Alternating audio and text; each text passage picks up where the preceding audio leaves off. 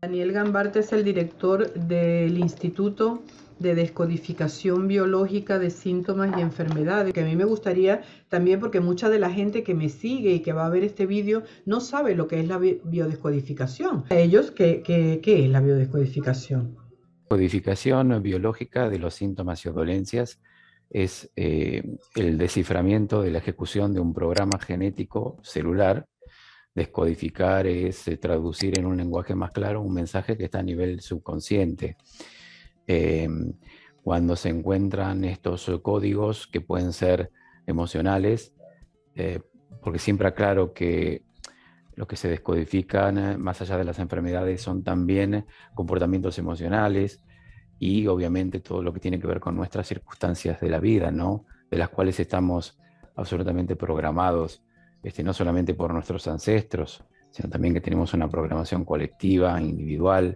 eh, y entonces lo que hacemos tanto en los seminarios como en las consultas es encontrar estos códigos, en el caso que sean emocionales y que hayan producido, digamos, conflictos biológicos, que son precisamente aquellos que se relacionan, digamos, con las circunstancias y acontecimientos que mencionaba recién cuando nos enfrentamos a situaciones que no esperamos en la vida, acontecimientos que nos tienen a maltraer, situaciones de las cuales no estamos capacitados para poder confrontar esa cosa que muchas veces nos agarra desprevenido y que la mente humana no puede dar una solución satisfactoria, y que al no tener esa capacidad o inteligencia emocional para poder gestionar ese tipo de emociones que nos asaltan y que provocan estrés y sobreestrés,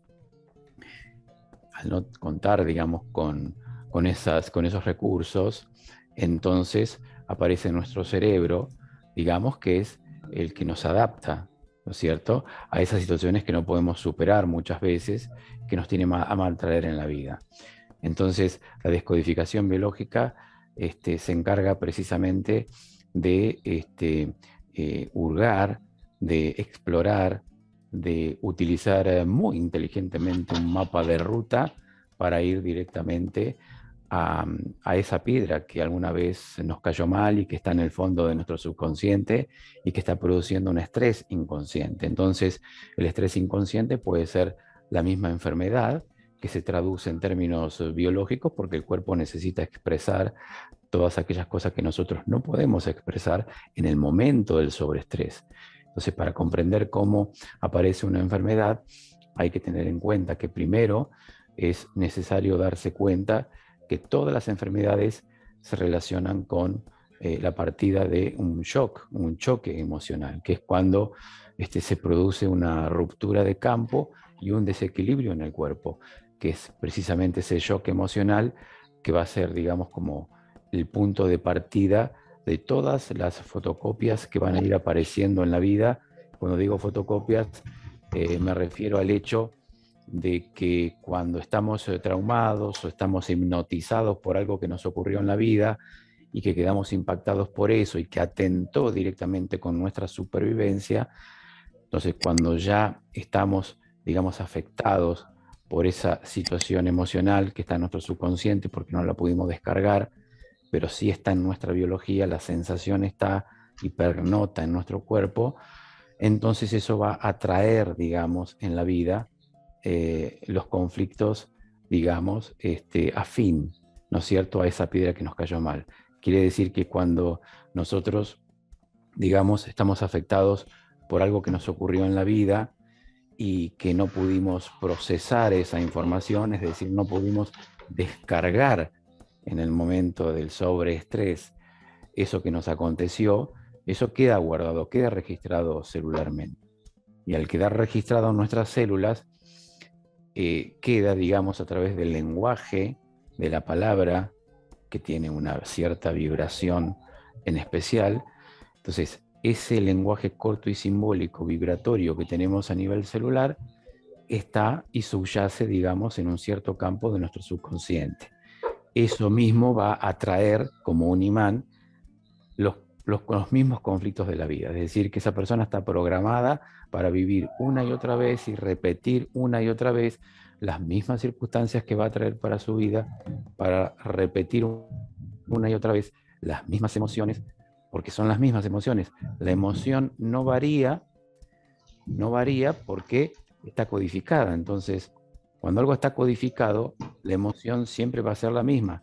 Es decir, que esa persona, digamos, va a tener siempre la misma actitud previa ante los conflictos, porque ya está programada para tener esa actitud previa ante los conflictos. Entonces, esa persona vive muy intensamente el conflicto y es por eso que hay que descubrir qué es lo que hace que esa persona viva tan intensamente, algo que para otras personas quizás Claro. probablemente no sea tan importante. Pero, o sea, que no estamos hablando no solamente, estamos hablando no solamente del cuerpo. O sea, esta descodificación no es solamente del cuerpo, entiendo. O sea, es como, bueno, abarca más que el cuerpo, las emociones, abarca más, mucho más de lo que nosotros podamos ver y sentir. Sí, no abarca únicamente nuestras enfermedades, sino nuestros comportamientos Mm, emocionales ante la vida. Abarca también las circunstancias que atraemos para nuestras vidas por el hecho de que estamos programados. Entonces, las cosas que nos pasan en la vida, según mi experiencia, siempre se relacionan con el hecho de lo que venimos a resolver.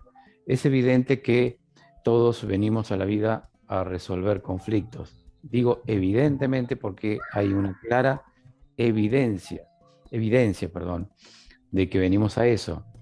Eh, y es por eso que cuando nos damos cuenta o tomamos conciencia que estamos frente, digamos, a una revelación de este tipo, de nuestro subconsciente, cuando nos damos cuenta que nuestro subconsciente, que no sabemos qué es nuestro subconsciente, digamos, en términos conceptuales, sino que tenemos apenas, digamos, muy levemente, digamos, tenemos un concepto, digamos, muy vago, podríamos decir, muy débil, ¿no es cierto?, en cuanto a lo que significa realmente nuestro subconsciente, porque podríamos llamarle Dios a nuestro subconsciente, ¿no?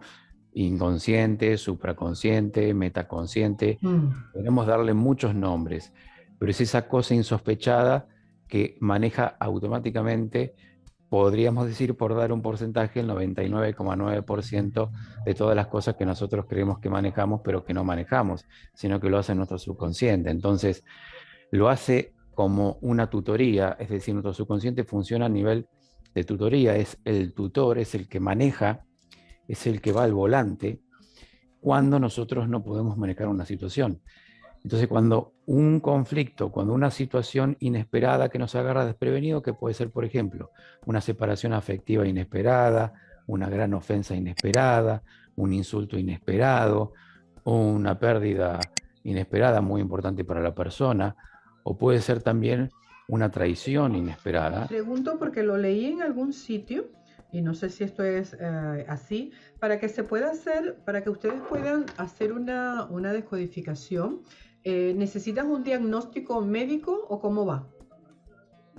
Es importante tener un diagnóstico médico porque es, digamos, un mapa de ruta interesante Ok, para saber que estamos hablando de un síntoma certero. ok. Pero muchas veces ciertos diagnósticos médicos son equivocados. Hay un gran porcentaje de diagnósticos médicos Mm. equivocados, de hecho, cada vez más. Y es por eso que, por esa situación, muchas veces tenemos que rastrear el conflicto.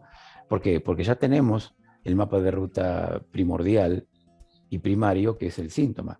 O sea, pero Pero un digamos, diagnóstico, perdona, lo que quiere decir con el primer, digamos, el diagnóstico, sea o errado o no, inicialmente tienes como un inicio, ¿no? Para poder empezar. claro, claro, es un Mm. acompañamiento muy importante porque sabemos que el diagnóstico es ese. Ok. Pero si está equivocado, nos vamos a dar cuenta porque vamos a ver qué nos dice el síntoma y vamos a ver si ese síntoma nos lleva directamente al conflicto preciso, al estrés preciso, y si se relaciona, si se concatena, si se relaciona directamente, nos vamos a dar cuenta enseguida. Aparte, ¿por qué? Porque cuando la persona, cuando hace clic, cuando el cerebro recibe los datos precisos, porque Digamos, ese es el proceso de la descodificación. Aquí no hay, digamos, ningún convencer a la persona, ni tampoco ninguna sesión psicológica. Va mucho más allá de eso, por supuesto, ¿no? No son preguntas psicológicas las que se realizan cuando una persona, por ejemplo, viene a la consulta, o cuando, por ejemplo, existen las conferencias donde hacemos las decodificaciones en vivo, o en los seminarios. Simplemente las preguntas son muy puntuales y son tan puntuales que obviamente cumplen la función de muchas veces incomodar al paciente y o al cliente, porque precisamente de eso se trata, ¿no? Que son preguntas tan puntuales que van directamente al conflicto biológico, que van directamente a la necesidad insatisfecha, oculta que tiene la persona. Todas las personas tienen necesidades insatisfechas ocultas, que generan emociones ocultas, y por eso al momento del sobreestrés, esa persona no puede compartir, no puede decir lo que le pasa en términos vivenciales, porque es tanto el estrés, es tanto el sufrimiento, es tan como lo vive intensamente, que no cuenta con esa capacidad de poder descargar en el momento, ¿no? Entonces, bueno, tenemos ese mapa de ruta que es el síntoma, el principal, que nos dice, a nivel biológico, por supuesto, a nivel biológico, enfermedad. Nosotros nos podemos enfermar de dos maneras. Perdón. Una es a través de un estrés psíquico y o emocional. Otra es a través de un estrés físico. Por lo tanto, si hacemos un estrés físico, vamos a enfermarnos también. Si hacemos un estrés emocional, también la respuesta biológica de nuestro cerebro va a ser exactamente la misma. Yo decía anteriormente que nuestro cerebro es el que dispara todas las enfermedades. Por eso, quien necesita esos datos precisos para descodificar es nuestro cerebro, que es el traductor biológico de nuestro subconsciente. Entonces, se trata de datos, se trata de dos cerebros que se enfrentan, un cerebro donante y un cerebro dominante. Entonces, el individuo o el terapeuta o el facilitador, que es el que realiza la consulta, es el cerebro dominante y el consultante es el cerebro donante. Entonces, ahí se produce una situación energética, podríamos decir, cuántica también podríamos mencionar, de cerebro a cerebro. Ahí es donde se producen las descodificaciones, ahí es donde nuestro cerebro, cuando recibe el dato preciso, descodifica si hay un órgano que está afectado, sea cualquier enfermedad o cualquier síntoma que tenga la persona. Por el solo hecho de ingresar esos datos hacen un trabajo, digamos, espontáneo y rápido, en milésimas de segundos, y automáticamente el arquetipo celular comienza, digamos, a switchearse, por decir así, hace un cambio, y eso lo hace todo nuestro cerebro. No es algo psicológico, no es un trabajo interno, no es un trabajo Es como si mental. algo encajara, ¿no? Algo como que encaja y da sentido a lo que está pasando. Totalmente, totalmente, sí, exactamente. Daniel, ayer me hicieron algunas preguntas, me escribieron algunas preguntas, no sé si te las puedo hacer en cuanto a algunos síntomas, ¿sí? Vale. Claro que sí. Mira, hay una, le han hecho, este chico dice que le han hecho resonancias, le han hecho como todos los estudios y el diagnóstico final, porque él tiene una dolencia en la pierna izquierda constante, o le coge la pierna izquierda y le dicen que es una pseudociática. No llega a ser ciática, es una pseudociática dicho por el médico, pero no aparece nada más. Entonces siempre, cada cierto tiempo, le coge la pierna izquierda desde arriba, desde la parte de arriba de la ciática, y le coge la pierna izquierda. ¿Y cuál sería la pregunta? Él quiere saber porque él dice que, claro, lo de la pseudociática no le sirve porque le sigue molestando, le sigue doliendo y solo tiene, bueno, los analgésicos, que es lo único que le funciona, y quiere saber si hay algún conflicto que él pueda solucionar. Bueno, primero hay que hacer una serie de preguntas puntuales, técnicas, para saber si el individuo es zurdo o es diestro, primero en principal. Es diestro, esa se la pregunté porque he visto tu vídeo y se la pregunté, es diestro. Ok.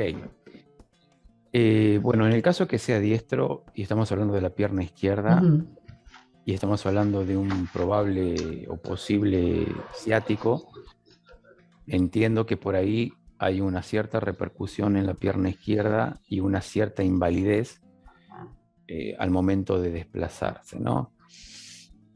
Porque esos datos no los tengo, por eso por ahí siempre es bueno hablar directamente Sí, con la persona. Siempre es bueno hablar directamente con la persona y hacerle preguntas puntuales. Yo en términos generales puedo decir a qué se debe el ciático o por qué hay repercusiones en tal o cual pierna, pero hay que tener en cuenta que yo necesito datos más precisos ok. porque esto es en términos generales. Entonces hay que tener en cuenta esto muy principalmente. Entonces, si hay una repercusión, si hay un ciático probable en la pierna izquierda, hay que tener en cuenta si esa persona no está viviendo conflictos de oposición. Los conflictos de oposición se relacionan con una desvalorización muy específica de la persona. O alguien se está oponiendo a las salidas de esa persona, o esa misma persona de alguna manera quiere oponerse emocionalmente a la salida de otro, es decir, al desplazamiento de otro. Quiere decir que a lo mejor el sufrimiento puede venir por el hecho de que a lo mejor la persona está muy preocupada porque nota que tal o cual persona, que puede ser sus hijos, puede ser su pareja, quizás está desplazándose mucho, quizás está saliendo mucho hacia algún determinado lugar y hay una cierta impotencia en imponerse, ¿no es cierto?, en ese desplazamiento. Entonces hay una oposición. Me opongo a esa salida, aunque sin expresar, sin decir y sin descargar el estrés. O puede ser, la oposición puede ser la siguiente, me opongo, o se oponen, mejor dicho, se oponen a mi desplazamiento, se oponen a mi salida. Entonces puede ser en relación con el trabajo o puede ser en relación con la pareja también, ¿no? Hay que ver cuál es el conflicto de oposición. Ahora, en la pierna izquierda es porque estamos hablando en términos de peligro. Todo lo que es la parte izquierda siempre es la defensa. Todo lo que es la parte izquierda siempre representa a la madre, o puede ser la madre simbólica también, o los hijos. Eso es lo que representa la parte izquierda. Entonces, conflictos de oposición, pierna izquierda puede ser madre o hijos, se oponen a mi desplazamiento o yo me quiero oponer, tanto del trabajo, quiero y no quiero ir a trabajar, o quiero salir, pero siento que se oponen a mi salida, pero salgo igual, o quiero oponerme a la salida del otro, pero el otro sale igual. Entonces hay que buscarlo por ahí, en términos generales, ¿no? De la conciencia. Sí. Muchos de nuestros conflictos biológicos se solucionan solos, ¿cierto? Es decir, más allá de que nosotros hayamos hecho algo para eso. Y otros conflictos se solucionan con nuestra conciencia. Es cuando podemos hacer el clic, cuando podemos ver claramente cuál es nuestra representación vivencial. Eso es cuando tomamos conciencia de cuál es nuestra vivencia emocional, que es muy sutil, y es cuando descubrimos realmente cómo hemos construido esa emoción, por qué y para qué la hemos construido. Es cuando la podemos ver claramente. ¿eh? Esa es, digamos, una opción. La otra es cuando los conflictos se resuelven por sí solos. De que una persona cuando pierde el trabajo y es echado del trabajo y esa persona tiene el programa de carencia, que es uno de los conflictos biológicos de base, ¿qué es lo que sucede? Como la persona ya está programada para pensar, para sentir, para interpretar, entonces el hecho de que a esa persona la despidan, si esa persona siente un gran rencor, conjuntamente o combinado con una carencia, ya tenemos dos conflictos que se conjugan y se combinan. Conflicto de rencor más carencia, eso va a afectar el hígado, ¿verdad? Ahora, esa persona vive un shock emocional brutal, seguido de un sobreestrés permanente, muchas veces agudo, vivido en soledad, en aislamiento, no es verbalizado en su momento, no es descargado y para la persona no tiene una solución aparente. Esas son las condiciones o los requisitos que se tienen que reunir para que, por ejemplo, sea un cáncer, para que esa persona desarrolle un cáncer en el hígado. Entonces, de momento de haber vivido ese conflicto que no esperaba, esa persona ya está en la fase 1, quiere decir que está en la fase de estrés, en la fase conflictiva, en la fase activa del conflicto. Todavía no ha resuelto ese conflicto porque está en vías de resolverlo, pero todavía no lo ha resuelto. esa persona está en la fase de estrés. No duerme, no come, tiene falta de apetito, manos frías. Está justamente en la fase fría, lo que se denomina la fase fría de la enfermedad. La familia le pregunta qué le pasa, la persona no responde, la persona no comparte lo que siente, se va y se encierra en su habitación, miente, dice que tiene un dolor de cabeza, pero no lo tiene, no quiere hablar con nadie. La persona está viviendo el conflicto. Hay obviamente un desarrollo celular en su cuerpo, hay modificaciones celulares en su cuerpo de momento por la fase de estrés. Entonces, en esa primera fase de estrés, lo que sucede es que hay un crecimiento tisular, un crecimiento tumoral en el hígado, no hay dolor, no hay inflamación, porque esa persona está en la fase de, cuando hay estrés en el cuerpo, cuando hay un sobreestrés, no suele haber dolor, sino que el dolor aparece en la fase de resolución. Si esa persona resuelve ese conflicto, ¿qué quiere decir? Que de pronto encuentra un momento psíquico en que esa persona puede darse cuenta que no es tan relevante el hecho de haber perdido el trabajo porque hay otros, pues entonces eso lo aliviará internamente y solucionará ese conflicto en algún pensamiento que se le cruce. Si no ocurre esto, entonces lo que sucede es que probablemente el conflicto se resuelva solo o no se resuelva. Supongamos que esa persona no resuelve ese conflicto, está viviendo muy profundamente ese conflicto, no puede creer que su jefe le haya echado después de tantos años. Esa persona siente un rencor y una carencia. Carencia es porque ahora me va a faltar trabajo, ¿cómo voy a hacer para conseguir uno? Porque ese era el trabajo de mi vida. Pues entonces esa persona va a estar rumiando su conflicto durante mucho tiempo. Pero supongamos que esta persona se encuentra con algún amigo y de pronto le dice, mira, ¿te enteraste lo que pasó con tu jefe? No, ¿qué pasó? Lo aplastó una aplanadora. Ok, ok. Para esa persona que fue echada es un impacto haberse enterado que su jefe murió por una aplanadora. Por supuesto que la solución al conflicto en esa persona internamente se acaba de solucionar por el rencor que sentía a ese jefe. Obviamente que aquí en términos subconscientes no hay ni bueno ni malo, ni frío ni calor, no hay dualidad. En el subconsciente no tiene en cuenta para nada cómo se soluciona el conflicto o de qué manera. Para la persona es la solución. Entonces, ni bien se entera de esa noticia, soluciona el conflicto sin darse cuenta que está solucionando un conflicto que se relaciona directamente con su cáncer de hígado.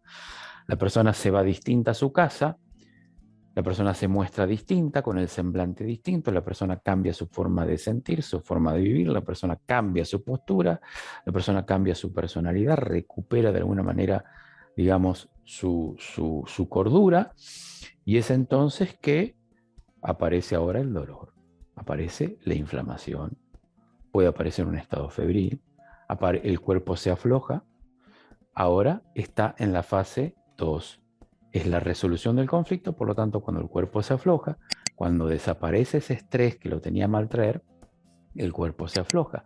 Cuando se afloja el cuerpo, aparecen los dolores, las inflamaciones, ahí aparece el dolor.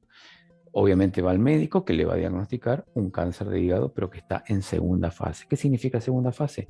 Que está en la fase de autocuración, que está en la fase reparativa, en donde el cerebro ahora está intentando recuperar la energía vital que se perdió anteriormente, porque la persona está un poco agotada. Y no solamente recupera energía vital, sino que ahora los tejidos se están reparando. Y para eso se necesita inflamación, se necesita líquido. En toda inflamación siempre hay líquido. Entonces, el cuerpo está reparando.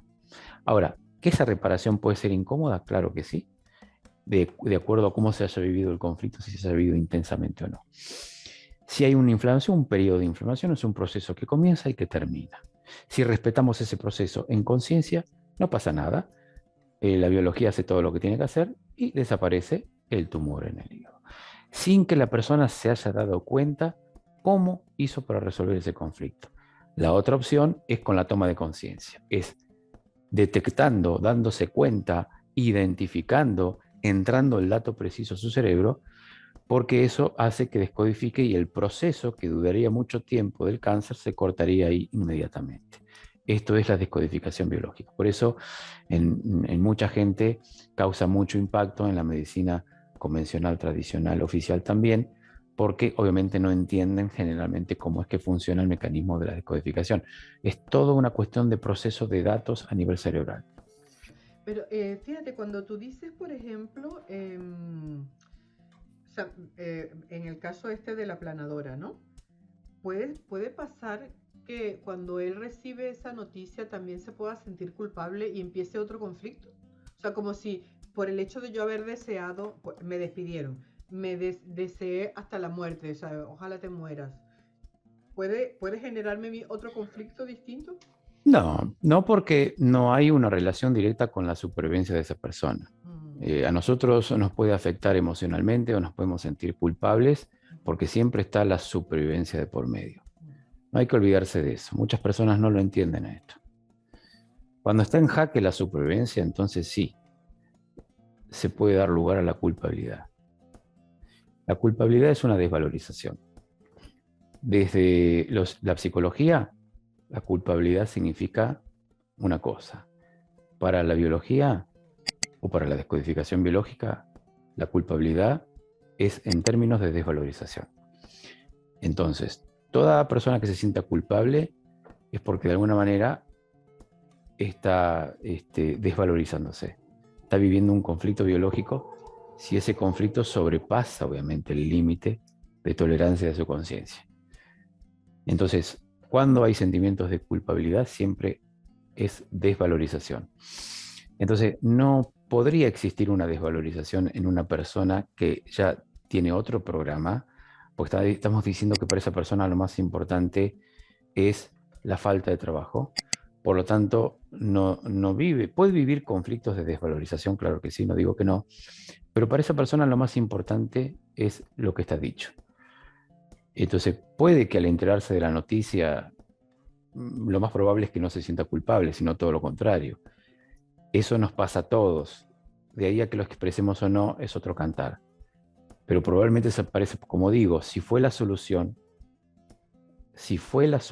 al conflicto, no podría existir ninguna culpabilidad. Porque si hubiese existido alguna culpabilidad o algo, no hubiese estado solucionado ese conflicto. Simplemente se solucionó el problema. Le dijeron que su jefe lo aplastó a una planadora y para él fue la solución del conflicto. Eso no es que la persona dijo, oh, qué mal, qué pasó. No. Podría él haberse inventado eso para justificar el hecho de que él sabe que esa fue la solución a su conflicto. Pero él no sabe que eso se relacionaba con el cáncer de hígado. Por lo tanto, desaparece el cáncer de hígado. Él todavía no lo sabe. Pero difícil que pueda existir algún conflicto de culpabilidad. No, al contrario, porque está reemplazándolo el otro conflicto, en el caso que existiera alguno, ¿no? claro. Te hago otra pregunta. Ya descubrí cómo no vas a escuchar cuando silencie mi micrófono, así no escuchas tú el ruido. Mira, todas estas cosas, detalles que ocurren, siempre ocurren porque hay un sentido para eso, ¿no? Perfecto. También es eso algo, también se puede descodificar, ¿eh? A ver, cuéntame. Estamos en esta entrevista y van sucediendo Sí. situaciones, digamos, que provocan ciertos estreses. Mm, Esto hay que analizarlo, porque esto también ocurre en términos sincrónicos. Tiene un sentido. Cuando uno sabe que esto aparece por algo, uno se va relajando. Si no, uno lo vive intensamente, se agarra de los pelos, corta la entrevista, se va. Pero no, Y se te nos corta hasta la adaptamos. comunicación, ¿eh? O sea. No, nos adaptamos. Nos adaptamos. A mí nunca me pasó que tuve que reiniciar la computadora. Jamás en mi vida tuve que reiniciar una computadora. La reinicié la computadora y cuando la reinicié no vino nunca más. Estuvo como 15 minutos reiniciándose.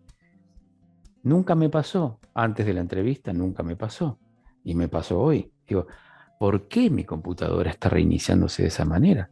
Justo ahora que hay una entrevista. A ver, ¿qué lectura tengo que hacer? ¿Qué lectura vamos a hacer posteriormente de todo esto?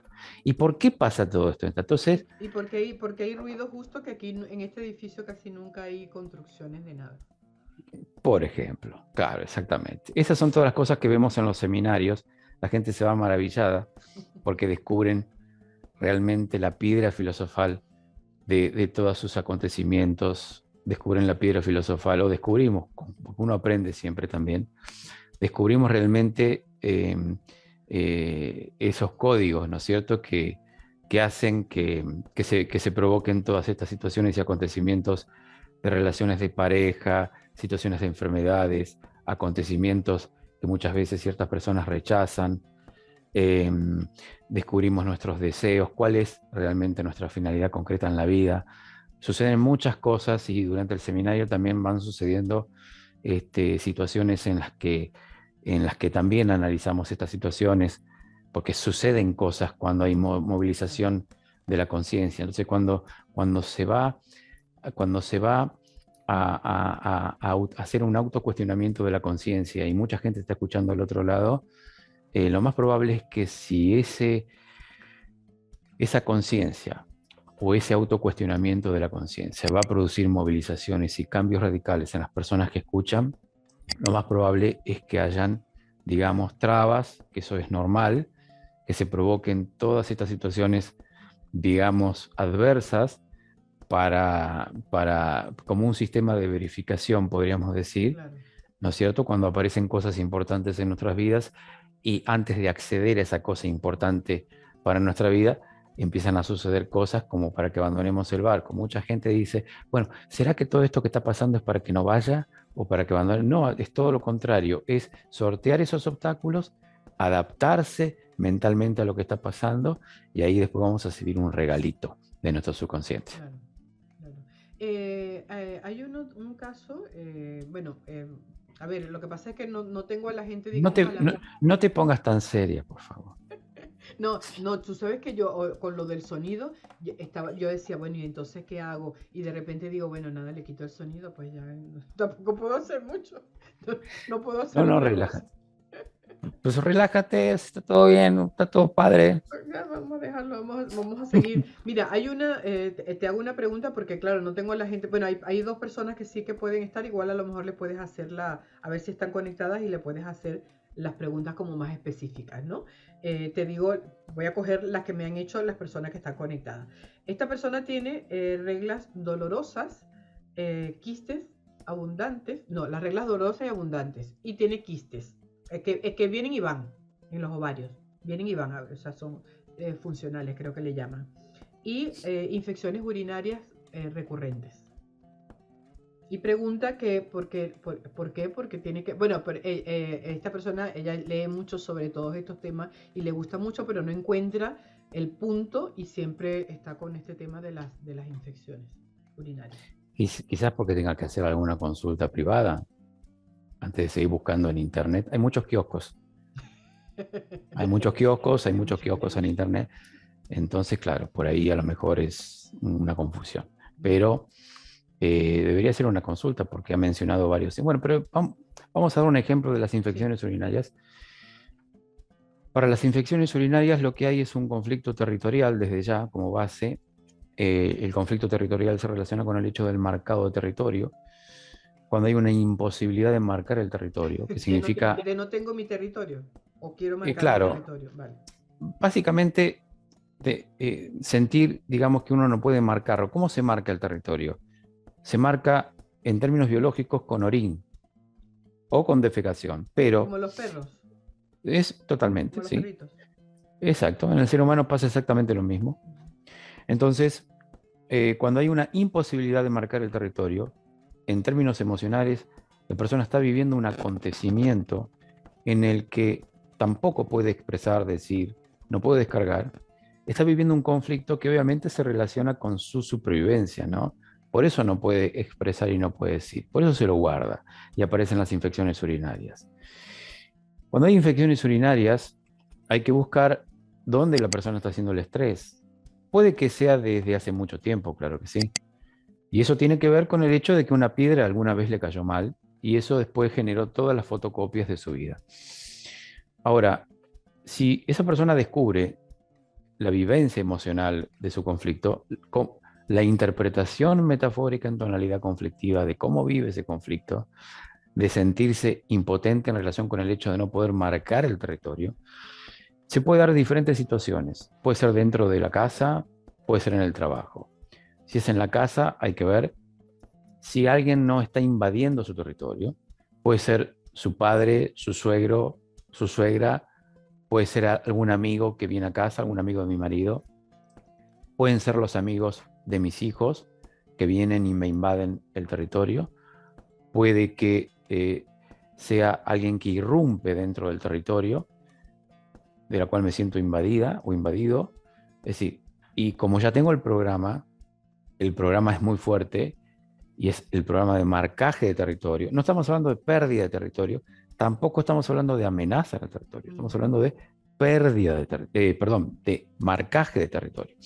Entonces, si ese es el programa, pues entonces todo lo que pasa en la vida de esa persona siempre en términos emocionales, siempre va a vivirse y a interpretarse en términos de invasión. Entonces, hay que buscar dónde me siento invadida, quién irrumpe en mi territorio. Sí, hay que ver qué parte en las infecciones urinarias, siempre hay que ver, digamos que lo que hace la biología es intentar en primera fase, en la fase de estrés, en la fase conflictiva, lo que hace la biología es ulcerar, digamos, las vías urinarias por dentro, ulcera las vías urinarias con un sentido biológico, que es abrir espacios dentro, digamos, de las vías urinarias para que exista más caudal de orina.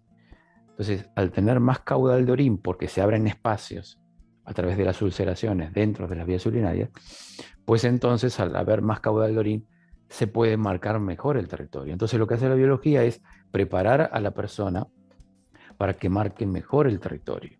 Es lo que puede hacer la biología por esa persona que no puede exteriorizar lo que siente. Entonces, todas aquellas cosas que no podemos exteriorizar, hay una solución interna y de eso se encarga el cerebro. Entonces,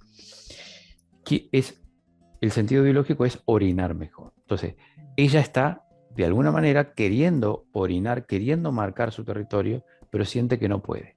Entonces hay que ver dónde esa persona se siente invadida. Puede ser por su pareja también, puede ser en su oficina, su jefe, que siente que irrumpe en su territorio.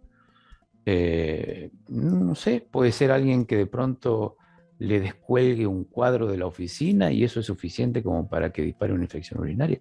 Puede ser el hecho de entrar a tu habitación y tenés tu cama bien ordenada, tus muebles bien limpitos y de pronto ingresan personas sucias, qué sé yo, los amigos de mis hijos, de pronto hicieron una suciedad tremenda, o puede que alguien venga a la casa y de pronto esa persona se siente invadida. Pero te pregunto, Daniel, hago un break. O sea, si yo pasa eso y yo no me expreso, es cuando me lo trago, ¿no? O sea, porque si yo lo expreso y expreso y digo no, o sea, pongo en mis límites, digamos, o si puedo marcar mi territorio, no llega a pasar la infección de orina. Por supuesto, si esa persona cuenta con la capacidad de establecer los límites, porque precisamente hablamos de límites, es como los animales marcan el límite de su territorio con orina. Si esa persona no puede poner límites porque no cuenta con la capacidad de poder hacerlo, porque vive su conflicto, entonces quien va a poner los límites es su cerebro a través de las vías urinarias. Claro, si esa persona sí puede poner los límites y dice, no, este es mi territorio, esto es así y esto es así, la persona ya soluciona el conflicto, pues entonces no hay estrés. Okay. Pues no hay estrés, entonces no hay infecciones urinarias, así de simple. Okay. Pregunta, sí, la pregunta que hacen ahora es, basado en eso, si esa infección de orina te puede llevar a si te lleva a una sepsis, que si es un descontrol total. Las infecciones que pueden aparecer a través de infecciones urinarias que se pueden intensificar siempre es en relación con el conflicto y con el progreso del estrés de la persona. Nada que ocurre en el cuerpo a nivel de las infecciones cuando se intensifica se relaciona con un hecho aleatorio, sino que tiene que ver con la intensidad de cómo esa persona está viviendo el conflicto y cómo todavía no lo ha superado y sigue progresando el estrés. Lo único que siempre progresa es el estrés, no hay enfermedad que progrese. Si progresa el estrés, progresa la fase de adaptación. Claro, claro. No deberíamos de estresarnos. Nunca. Bueno, es a lo que venimos a resolver A conflictos resolver a la todo vida. eso. A ver. Claro, no Mira, podemos dejar de otra hacerlo. pregunta. A ver, Sí. A ver, que la tengo aquí. Es que me hicieron varias. Bueno, esta creo, vamos a ver qué pasa, qué me responden por allí. Hay A un ver. seminario que vamos a hacer ahora en Buenos Aires para la gente que quiera conectar, quiera inscribirse online. Te iba a Eh, preguntar eso y te quiero hacer una pregunta. Te hago esta pregunta y entramos al seminario, ¿te parece? No, sí, claro, claro, no te claro. creas que se me ha olvidado el seminario, ¿eh? Que yo la Sí, primera que quiero apuntarme ahí, ok, instaladísima. ok. Si lo vi por una publi que tenías de seminario y dije, uy, Daniel, ahí está Daniel. A ver, te hago la pregunta. Mira, decían si el conflicto, a ver que este ya me lo dijiste, y los grillos agudos en los oídos. Son grillos, y pregunté porque lo vi también en un programa tuyo, son agudos y es en ambos oídos. Bueno, si son grillos, son grillos. Grillos. Dijo grillo. Porque, porque los sonidos son variados. Ah, vale, ok. Dijo Sonido a grillos. grillo, sonido a bocina de tren, Ok.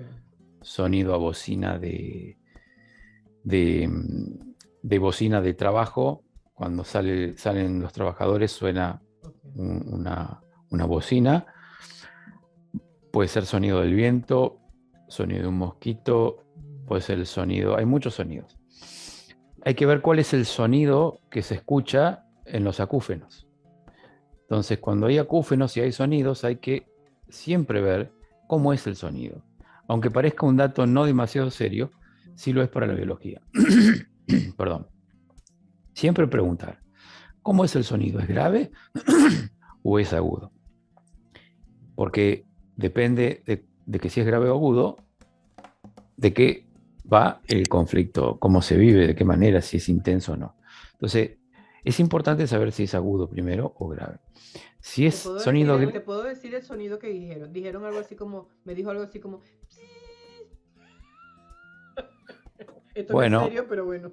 no, pero aquí en la biología todo cuenta, absolutamente todo. A veces una cosa que nos puede parecer irrisoria puede provocar una enfermedad. Una palabra, el hecho de que una persona de la cual no esperábamos que nos diga tal o cual cosa, puede ser un shock emocional brutal, seguido de un sobreestrés permanente, vivido en soledad, en aislamiento, no compartido, el conflicto no verbalizado y sin solución para la persona. No hay vuelta atrás para la persona porque se lo acaba de decir una persona de la cual no esperaba que se lo dijera. Y eso puede provocar un cáncer inclusive. O sea, y puede ser una palabra tonta, simplemente una sola palabra. Una palabra mata, una palabra cura. Por eso las palabras tienen un poder enorme. Y no es la palabra en sí misma, sino lo que va asociado a la palabra. La persona, porque para qué lo dice, todo lo que va asociado a la palabra. Es decir, es la representación, ¿no es cierto?, vivencial y emocional de esa persona ante la palabra y ante lo que representa la palabra de esa persona para esa otra persona. Entonces, siempre es la interpretación metafórica que hace la persona de lo que representa para ella el acontecimiento. Entonces, cualquier cosa puede provocar un estrés, o un sobreestrés, o un gran estrés. Eso es importante. Los sonidos hay que buscar cuál fue el conflicto de separación auditivo que se vivió en ese momento. Entonces, pues para eso hay que estar con la persona y hacer las preguntas puntuales, porque en términos generales lo que puedo decir es que es un conflicto de separación auditivo. Entonces, hay que ver si en ese momento, en el momento del estrés, donde esa persona probablemente querían que la escuchen o pidió auxilio y gritó y nadie la escuchó. Entonces el conflicto es no me escuchan, conflicto de separación auditivo, no me escuchan. O quiero que me escuchen, nadie me escucha, también conflicto de separación auditivo. Y en el momento del estrés que se vive, porque siempre hay un shock, justo estaba ese sonido. Entonces el cerebro lo que hace es asociar ese sonido. Entonces el sonido va en el combo, ¿verdad? Entonces el sonido está como acompañante. Entonces, por eso el sonido le recuerda a esa persona que hay un conflicto de separación auditivo. Conflicto de separación auditiva. Última pregunta y ya te voy a dejar en paz y entramos al seminario para decirle a toda la gente que vas a hacer un seminario porque quiero hacerte dos preguntas con respecto a ello. La última que me dicen es un accidente de automóvil que es sencillito, sencillito. Le llegaron por detrás, fue como algo muy leve, pero sin embargo le causó, ¿cómo se llama lo de la cervical? Bueno, eh, Un accidente en las cervicales, digamos. sí, bueno, en el golpe hacia Sacudón. atrás, sí, le dio Sí. inflamación en la cervical y tiene contracturado toda la parte de la zona a la zona izquierda alta, la zona media derecha y toda la zona baja. Pero que lo que se queda sorprendido es que de lo sencillo que fue y que le pase todo eso, aparte de mareo, que le pase todo eso y que le haya costado, le esté costando 3, 4 semanas todavía recuperarse. Bueno, lo que hay que tener en cuenta en estas circunstancias es lo que representó emocionalmente para la persona el hecho del golpe por detrás. Todos los golpes por detrás, sean en relación con accidentes menores o mayores, si la persona a partir de ese momento de haber experimentado una situación inesperada por detrás, el miedo en la nuca, lo que se dice en términos biológicos, puede que esa persona haya quedado afectada emocionalmente con un miedo en la nuca. ¿Qué es un Entonces, miedo en la nuca? ¿Qué puede ser un miedo en la nuca? el miedo en la nuca es, digamos, el esquema paranoico. Todas las personas con el miedo por detrás eh, generalmente siempre afecta todo lo que es la vista o la nariz. ¿Por qué? Porque atrás nosotros, en la nuca, tenemos los centros de control que son los relés, digamos, eh, que se conectan a través de este esquema, ¿no es cierto?, con nuestros ojos y las vías aéreas, que es la nariz. Entonces, por eso es que cuando una persona tiene miedo, siempre el miedo es por detrás, salvo que sea un miedo frontal frente a un peligro, entonces el miedo es adelante.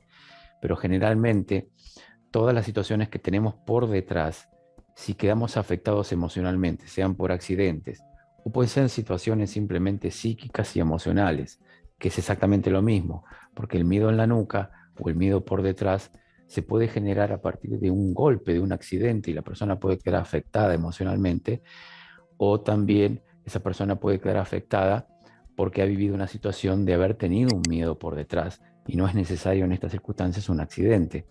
Y es exactamente lo mismo porque la respuesta biológica va a ser exactamente la misma, que puede venir con dolores, con parálisis, depende cómo esa persona haya vivido ese conflicto. Pero fue un golpe por detrás, miedo en la nuca, hay que ver si esa persona vio por el espejo cuando iba a ser golpeado por detrás, o fue un impacto sorpresivo. Bueno, eso es muy importante saberlo, ¿no? Eh, Porque puede ser que la persona lo haya visto por el espejo que venía de atrás, ya no es un miedo en la nuca, sino que es un miedo frontal. Claro, Porque por claro. más que venga por No, no atrás, lo vio, no lo vio, eso sí me lo dijo, no lo vio. no lo vio. Bueno, No lo vio. entonces fue un golpe sorpresivo por detrás. Sorpresa. Mm. Otra de las cosas que hay que tener en cuenta es que cuando hay un golpe preciso en una parte precisa del cuerpo, nunca es aleatorio, siempre tiene que ver con el conflicto de la persona, porque no es casualidad que en ese accidente justo se haya golpeado acá atrás. Es que estaba viviendo un conflicto anteriormente al accidente que hizo que ese conflicto obviamente atraiga esa realidad precisa, porque no es casualidad que lo hayan golpeado por detrás. Ya tenía el conflicto del miedo en la nuca por detrás, ya vivía un conflicto de esas características. Son personas que generalmente se encuentran en situaciones en la vida emocionalmente cuando no pueden ir para atrás, no pueden ir para adelante, no pueden ir para los costados, se encuentran en términos de parálisis, o si no, eh, personas que están confrontadas siempre a un peligro por detrás. Es decir, esa es la paranoia, ¿no? Cuando una persona está, digamos, siempre pensando en el futuro, ¿no? ¿Qué me va a pasar? Todos los miedos al futuro, fíjate, ¿no? Qué paradójico. Todas las personas que tienen miedo al futuro de qué me pasará, qué me pasará, qué me pasará, son personas muy ansiosas. ¿Qué me pasará? que no es lo mismo que la persona depresiva que vive el pasado en el presente, que esa es la depresión. La persona que vive el futuro o muy intensamente el futuro en el presente son personas muy ansiosas y son las que generalmente tienen miedo en la nuca. Fíjate, miedo al futuro es hacia adelante, pero el miedo se ubica acá atrás. Ya. Entonces, tengo miedo al futuro es acá atrás. Probablemente esa persona haya tenido un miedo al futuro tremendo. Pero vuelvo a insistir, siempre hay que hablar con la persona para Claro, hacerle las preguntas puntuales. claro, claro, pero bueno, sí, que se le va a aclarar muchas cosas. Bueno, y tenemos 18.000 preguntas, pero no te, ya sé que estás ocupado con lo tuyo.